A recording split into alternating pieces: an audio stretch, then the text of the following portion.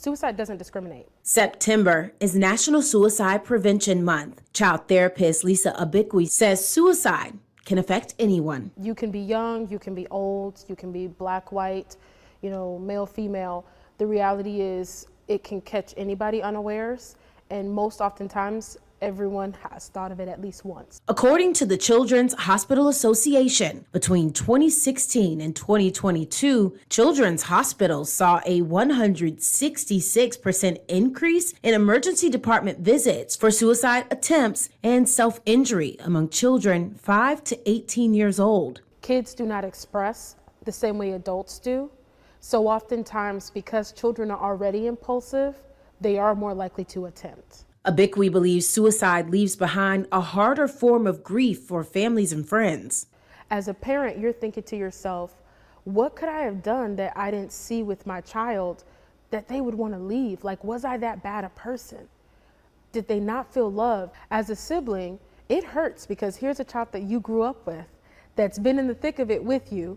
They didn't feel comfortable or safe enough to speak to you about it. Hopelessness or worthlessness can be a sign that a child is suicidal. Abikwi says one of the most glaring red flags is a sudden shift in a child's behavior. It just suddenly changes.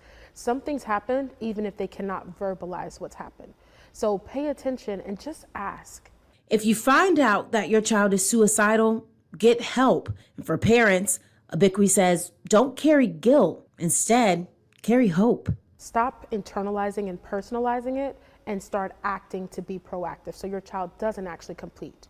Because if you spend too much time stuck in the guilt space, you're going to actually lose sight of how you can help or how you can prevent this from happening again in the future. She recommends becoming a safe space for your child or teen. To do that, she says parents have to be present, attentive, and open. Hey, I need you to listen to this and I need you to not judge me.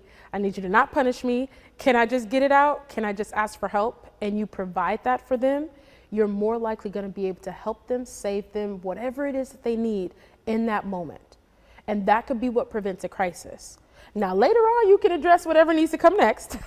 But in that moment, to create safety, it's not just a talked about experience. It has to be a felt sense. While she says suicide doesn't discriminate, the child therapist believes healing doesn't either, encouraging families and even communities to have more conversations on suicide, despite the shame that may surround it. If we don't have the discussion openly and honestly to remove the shame, to remove the guilt, to remove the fear, people are going to continue to do it in secret, and we're going to continue to mourn in public. Reporting in Macon, Brittany Miller, WGXA News.